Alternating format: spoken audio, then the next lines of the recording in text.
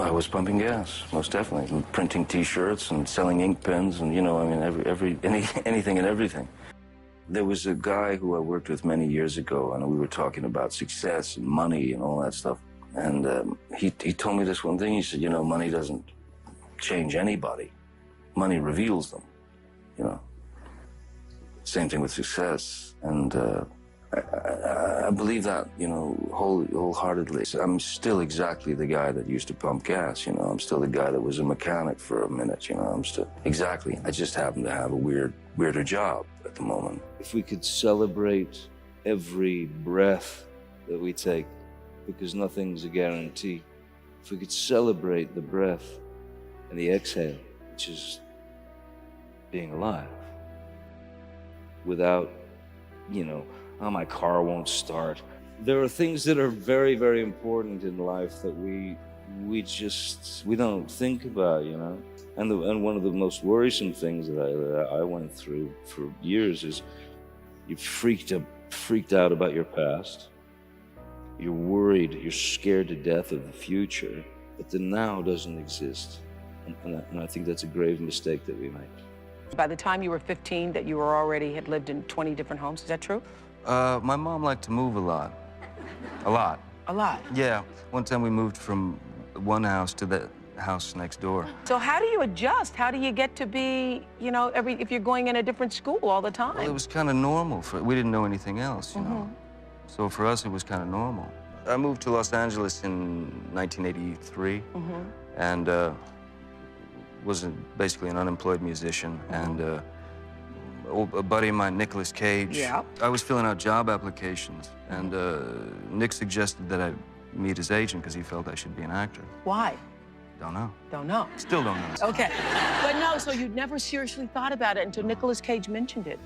Yeah, I mean, and for me, it was really just, I just thought, well, at this point, I'll do anything. I just got to pay the rent, I was on the verge of being evicted. And... So you consider yourself lucky? Very lucky, yeah. But you have to have talent to meet the luck, right?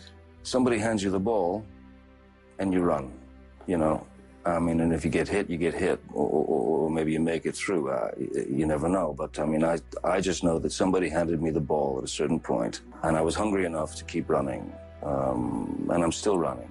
I maintain a hunger, but not an ambition. You went to play music when you quit school. You didn't go to become an actor. I started playing the guitar at the age of 12. Yeah, it was the first real passion that I had. So I literally don't remember going through puberty because I locked myself in a room at the age of 12, 13, and just played the guitar, learned things off records, and taught myself how to play. And it was my life. And it was the only solace.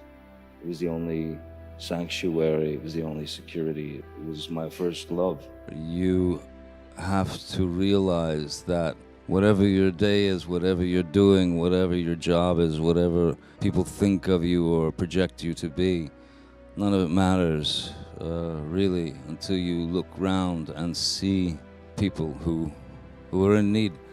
And I think probably the best benefit of my job is to help to make people smile who otherwise wouldn't or couldn't have a smile on their face. So, yeah, that's my deal. To go into a place where, I spent time in Great Ormond Street, where it was, I was the parent when my daughter was ill, and it was,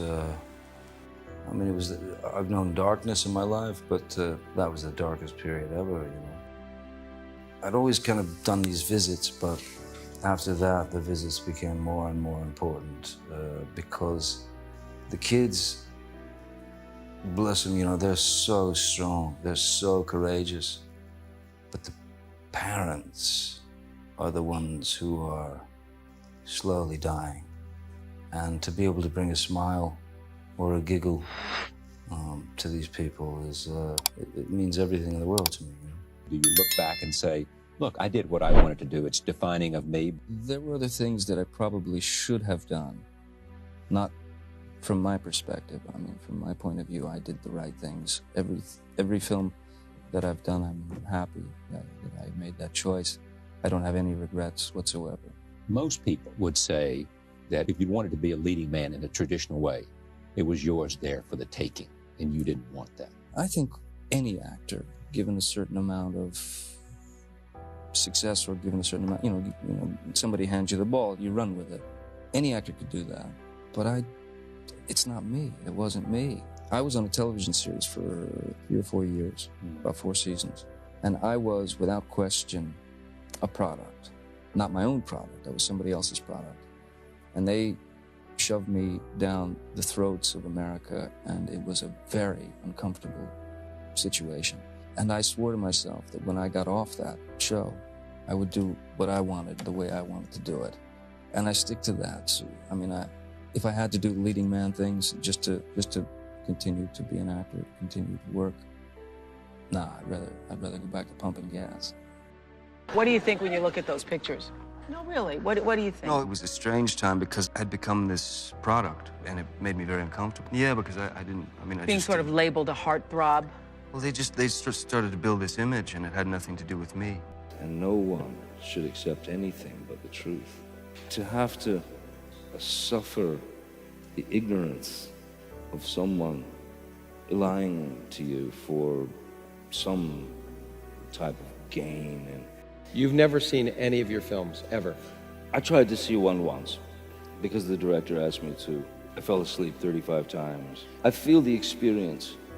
I'm happy with the process is what I'm interested in. The process of creating, the process of exploring, the process of breaking formula.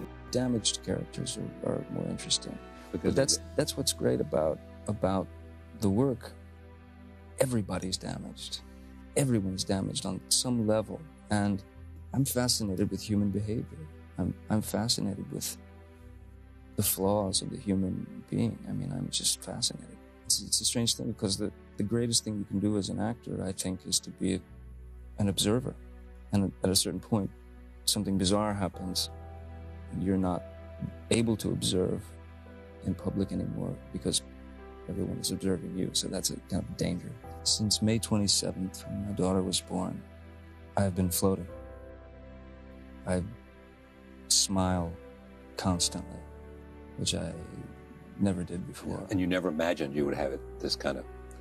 No, you can never. Everybody tells you, and you know what they're experiencing. You know it's going to be something, sublime. But no, you just don't. You can't imagine until it actually happens. When you see this little angel arrive, she's everything. The baby's everything. It's so amazing. My little family. It's unbelievable.